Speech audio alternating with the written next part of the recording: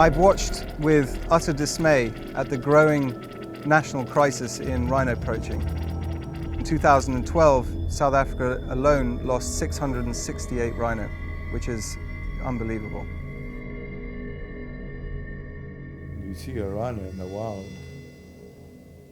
you're looking at a living relic of the dinosaur age, and we have a great responsibility to them.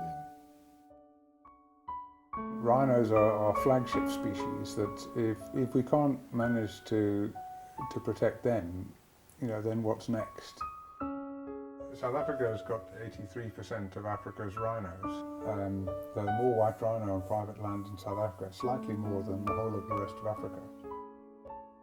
Private owners like ourselves are sitting with a large percentage of the population, and so obviously we have a very important role to play in the conservation of both the black and white rhino species. Well, rhino conservation is really a team effort, and there are so many dedicated people with a range of different skills, because you really need all types.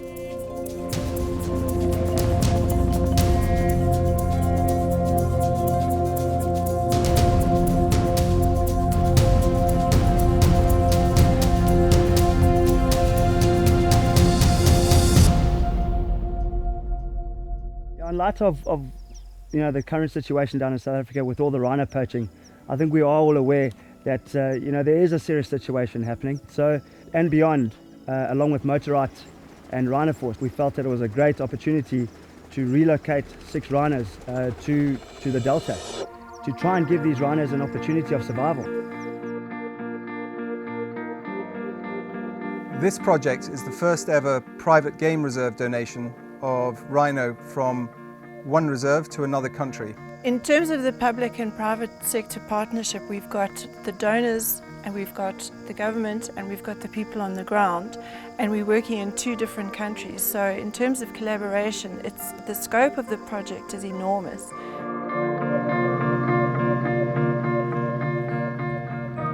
It's not easy getting into these areas, especially for large trucks.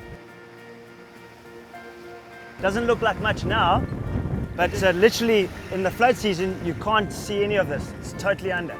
We're bringing this road in so that the trucks, when they do come in with the rhino, don't get bogged down and stuck and cause unnecessary stress for the rhino.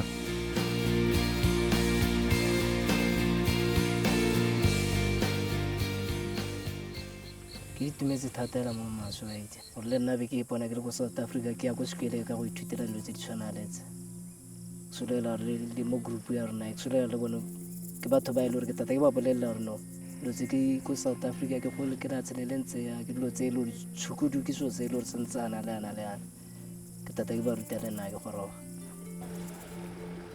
I'm a guide in andBeyond. I'm one of the people who've been selected to go for training in South Africa. Doing the rhino tracking, so I'll be walking guests, I'll be leading them as a guide.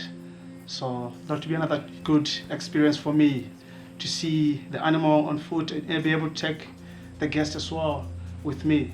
I'll be the first guy to go for that training.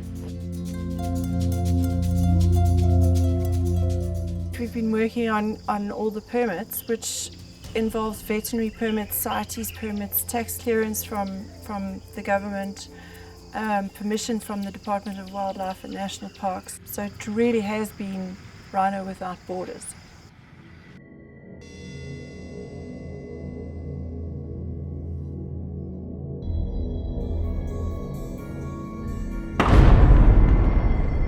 The reason we chose Botswana as a country for this donation is, one, that they have a very strong conservation ethic and a history in conservation. And secondly, and more importantly, is they have a very strong security system that will preserve and guarantee the safety of the animals that we've decided to translocate.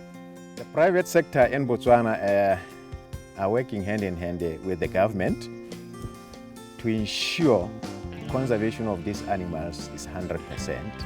That's why the rhinos from South Africa, I can say they will be safe here. I think the rhinos is going to be like my cattle. You often talk about people leaving light footprints, you know, but with the help of Motor Right and Rhino Force, you know, they're leaving a footprint of hope for all of us. It's not just about andBeyond, it's not just about tourism, it's about our staff as well. They've never seen a rhino. This is an iconic species, you know, and people need to experience them in their natural habitats. These rhinos you'll be getting here, the South African ones, we're still going to be changing their citizens. They'll be Botswana rhinos. Now they belong into our country here. They're no longer South Africans.